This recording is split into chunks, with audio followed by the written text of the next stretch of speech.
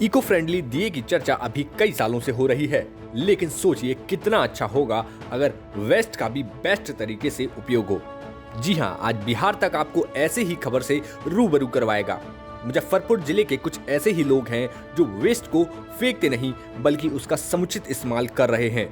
दिवाली में देसी गाय के गोबर से तैयार हो रहा ये इको फ्रेंडली रंग बिरंगा दिया मुजफ्फरपुर जिले में आकर्षण का केंद्र बना हुआ है। भगवान की मूर्ति से लेकर गमले समेत यहाँ कई ऐसे सामान हैं जिसके बारे में लोग चर्चा कर रहे हैं और इस काम की सराहना कर रहे हैं। इन दियों मूर्तियों की सबसे खास बात यह है कि इनके उपयोग के बाद आप इन्हें आसानी से पेड़ पौधों में डाल सकते हैं, जिससे ये खाद का भी काम कर रहा है। साथ ही मूल्यहीन गोबर की अच्छी खासी कीमत भी मिल जा रही है। देसी गाय के संरक्षण पर गुलाब सेवा आश्रम बीते 3 सालों से काम कर रहा है।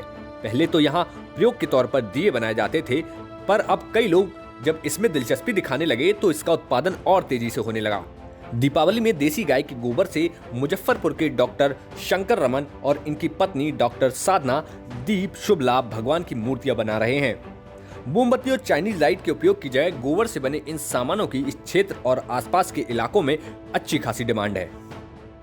खासियत है कि हम जो देसी गौ माता की गोबर से बना रहे हैं इको फ्रेंडली है। इस मूर्ति का पूजा के बाद विसर्जन करने के लिए आप इसको ले जा करके अपने गमला में भी रख दे सकते हैं, अपने खेतों में भी रख दे सकते हैं, जो पूजा में भी काम देगा और पूजा के बाद भी आपके खेतों के लिए खाद प्राप्त होगा, ऑर्गेनिक खाद प्राप्त होगा। लागत तो कोई ज्यादा नहीं जाती है। यहाँ पे गाय के गोबर का कोई महत्व तो नहीं था, गाय के गोबर का लोग कोई इंपॉर्टेंस नहीं समझते थे, तो लागत तो इसको हम कह सकते हैं कि लागत कुछ नहीं है। लेकिन एक तरह से इससे क्या हुआ है कि अब हमारे गौ माता के गोबर का दाम मिलना चालू हो गया भाई।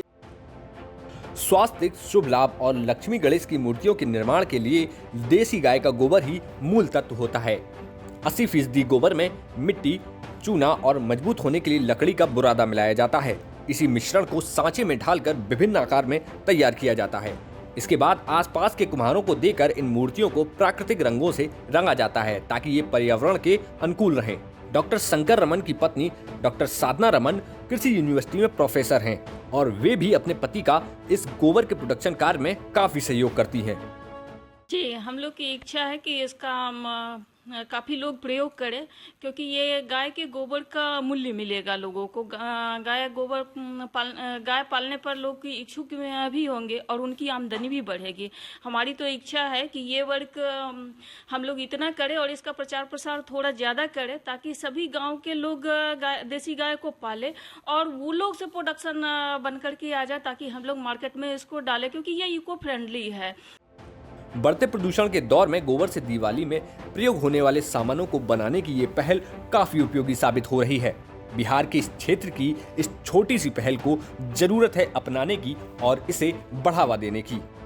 मुजफ्फरपुर से मणिभूषण शर्मा की रिपोर्ट, बिहार तक।